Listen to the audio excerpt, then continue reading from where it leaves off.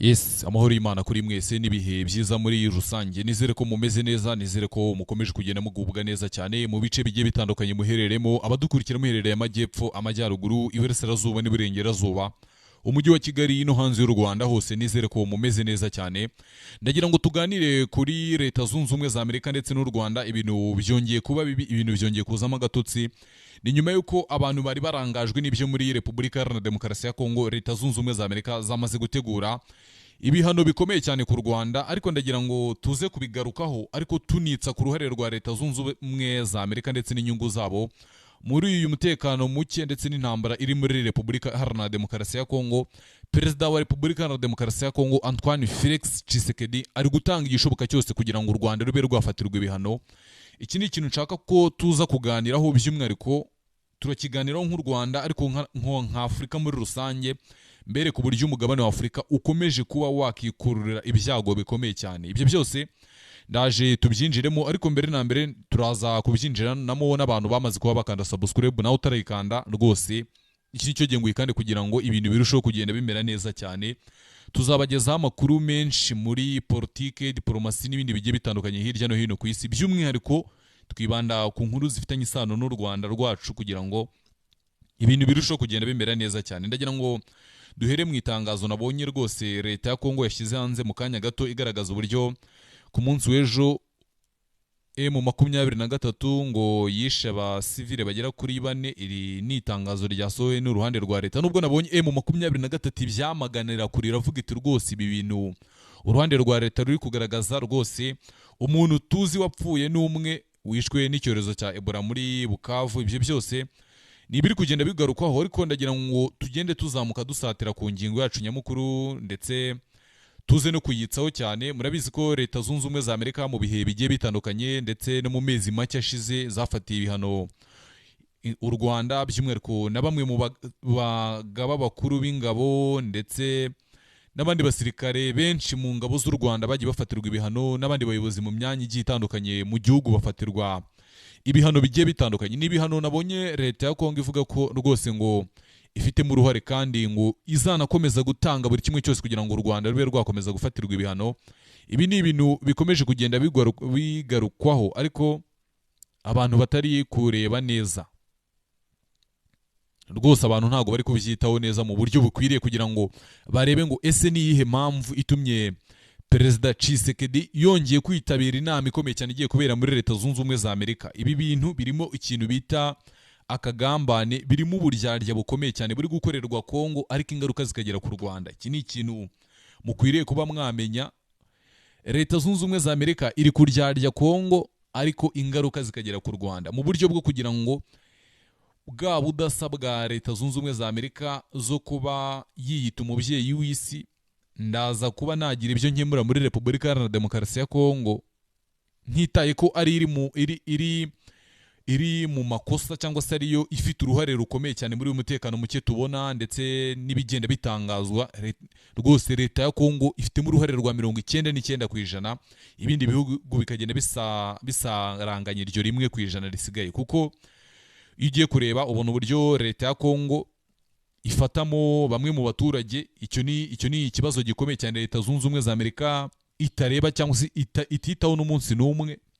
Icya kabiri, wareba ukareba uburyo Leta ya Congo yagiye yitabira ibiganiro ndetse n'u Rwanda narwo rukaba ruriyo, ariko wajya kureba ngo ese rwa ruhande cyangwa se za ngingo twumvikanye, uruhande rwagerageje kuba rwatera intambwe yo gukora cyangwa se yo kubahiriza amasezerano, ukajya kureba ugasanga rwose Leta ya Congo byaragoranye, nta n'ikintu na kimwe bigeze bagerageza, nta n'ubushake bagaragaje bwo kuba bagira ibyo bashyira mu bikorwa. Ibi byose bikagaragaza uburyo Leta Zunze Ubumwe za Amerika iza kuba ari yifatira ibihano igendeye ku kuri kwa nyako cyangwa se igendeye ku bigaragara binakwiriye.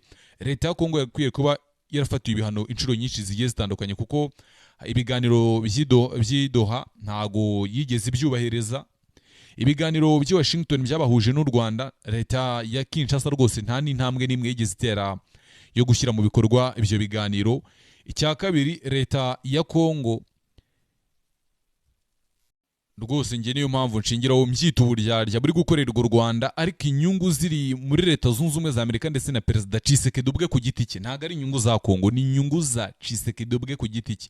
Ni deal yapanzwe na Tshisekedi ndetse na Perezida Donald Trump, ndetse bagira ibyo buzuzanya abakongomani batazi, ariko mu minsi iri imbere tuzazana kandi mugomba kuba mwamenya. Ariko nabonye Perezida Donald Trump ku munsi w'ejo yaragarutse ku Rwanda, ndetse agaruka kuba ngo hari bimwe bumvikanyeho n'u Rwanda, ndetse hari namwe mu masezerano basinye u Rwanda rutubahirije. Rwose avuga ko u Rwanda rugiye kongera gufatirwa ibihano bikomeye cyane, kandi ngo bizaza bishaririye kuruta n'ibindi bihano byose ngo mwabonye, n'ibindi bigiye bitandukanye wenda yatangaje tutagiye kugarukamo cyangwa se tutagiye kwinjiramo cyane. Ariko iyo ugiye kureba nk'uko muribuka abantu mukurikira ibiganiro byacu, murabizi ko Perezida Tshisekedi nababwiye uburyo yatangaje ndetse ashira amanga, aravuga ati Repubulika Iharanira Demokarasi ya Congo izakora igishoboka cyose kugira ngo u Rwanda rufatirwe ibihano. Muri make ni nko kuvuga ngo u Rwanda nta cyiza ndwifuriza, icyo ari cyo cyose kibi cyagira ingaruka ku Rwanda nzagerageza kuba nagikora. Ibyo ni ibintu yatangaje mu minsi ishize ubwo yari mu nama ikomeye cyane yahuzaga perezidanse ndetse na bamwe mu bayobozi bakomeye cyane muri Repubulika Iharanira Demokarasi ya Congo. Ni intambwe nyinshi leta ya Congo yagiye itera, ubona ko idafite ubushake na buke bwo kuba yakumvikana n'u Rwanda, ariko ibyo byose Leta Zunze Ubumwe za Amerika ntago ibirebaho cyangwa se ntago ibiha umwanya ngo ibirebeho ijye gufata ibihano yabanje kureba ngo ese ni uruhe ruhande ubona ko ruri gukora ibisa nkaho byica umubano, byica amasezerano, byica intambwe yari imaze guterwa. Iyo ugiye kureba leta ya Congo, ibiganiro by'i Washington bikirangira, leta ya Congo yakiriye bamwe mu batavuga rumwe n'ubutegetsi bw'u Rwanda, biganjemo abatangaza amagambo menshi arimo ayapfobya akanahakana jenoside yakorewe abatutsi 1994. Yakira bamwe mu bagiye bashinga imitwe y'iterabwoba igambiriye guhungabanya umutekano w'u Rwanda. Ibyo byose ni intambwe Leta Zunze Ubumwe za Amerika yagakwiriye kubirebaho ndetse ikaba yanafata ibihano, ariko kubera za nyungu Leta Zunze Ubumwe za Amerika ifite muri Repubulika Iharanira Demokarasi ya Congo biragoye, ntibikunda. Muzabitegereza imyaka n'iyindi. Intambara imaze imyaka irenga 20, intambara M23, intambara ya FRDC, FDLR n'ibindi bigiye bitandukanye bimaze imyaka irenga 27, 32.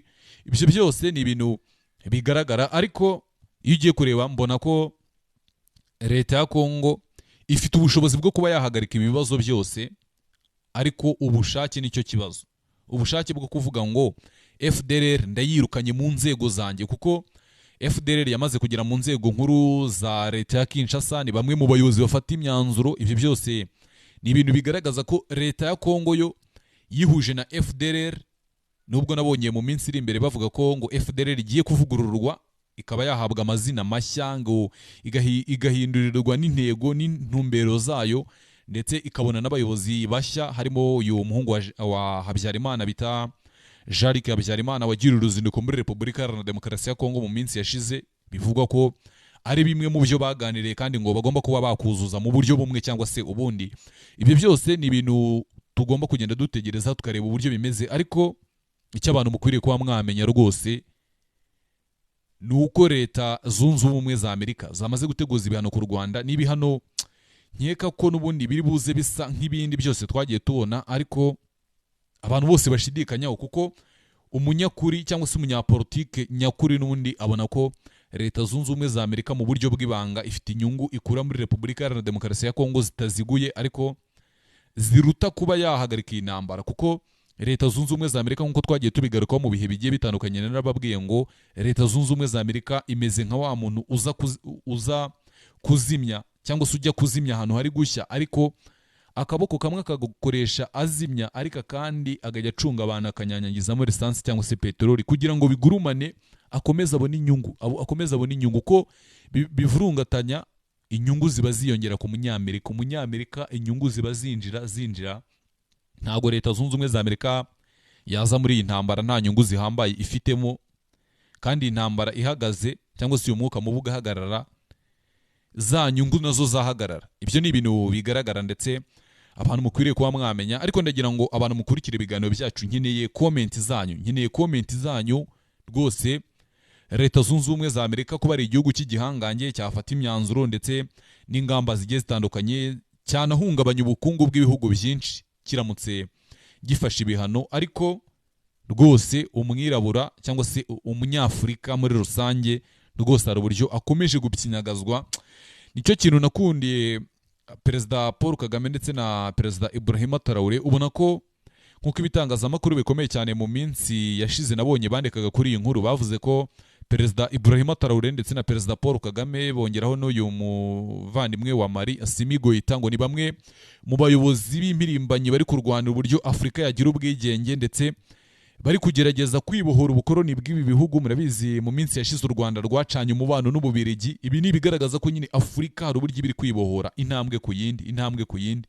Bizaba n'ibyo kuza ukagendera mu kwaha kw'Ababirigi, ukagendera mu kuboko kwabo bagutegeka. Ibyo ngibyo u Rwanda rwatangiye kugenda rubishyira ku ruhande. Ntekereza ko n'umunyamerika umunsi umwe muzabona u Rwanda ruvuze ruti rwose umubano wacu na Amerika rwose umaze kuba wazamba turawuhagaritse. Ibyo byose ni ibintu bigaragara. Nabonye u Rwanda rwatangiye kuba rwagirana ubufatanye bwimbitse bw'imbere na leta y'Uburusiya. Nabonye bamwe mu bagaba bakuru mu ngabo z'Uburusiya bari i Kigali mu Rwanda mu nama ikomeye cyane y'ubufatanye mu by'umutekano. Mbona ko u Rwanda ruri kugerageza ibi bintu bibiri bitandukanye. U Rwanda ruri kugerageza kurema umubano uremereye w'Uburusiya n'u Rwanda mu kwitegura kuba basezerera Leta Zunze Ubumwe za Amerika bakazibwira ati rwose umubano wacu tuwushyireho akadomo. U Rwanda n'Ubushinwa nabyo biri kubaka umubano ndetse n'ubukungu bukomeye cyane kugira ngo igihe u Rwanda ruzavuga ruti Leta Zunze Ubumwe za Amerika kwisha, rwose u Rwanda ntiruzagira icyo ruhungabanaho cyangwa se ubukungu bw'u Rwanda buhungabana. Ibyo byose ni ukugenda tubihanga amaso tukareba uburyo bimeze, tukareba n'uburyo bigomba kugenda birangira. Reka mfate uyu mwanya nshimire buri wese waduhaye umwanya we ukumva ikiganiro. Uri uw'agaciro wowe wamaze kubakanda subscribe nawe utarayikanda, ikindi cyo gihe ngwikande kugira ngo ibintu birusheho kugenda bimera neza cyane. Imana ibarinde, ndabakunda cyane. Ndagira ngo muze kutubwira muri comment, nkeneye comment yanyu imwe gusa kuri buri muntu uri burebe iki kiganiro. Dukomeze dukore muri ubu buryo bwa video cyangwa n'ubundi dukomeze twikorere mu buryo bwari busanzwe. Ibyo muraza kutubwira. Imana ibarinde, ndabakunda cyane. Ubwo muratubwira icyo twahinduramo, icyo twakongeramo kugira ngo ikiganiro gikomeze kuba cyakura intambwe ku yindi, ibintu birushaho kugenda bimera neza cyane. Imana ibarinde, ndabakunda cyane.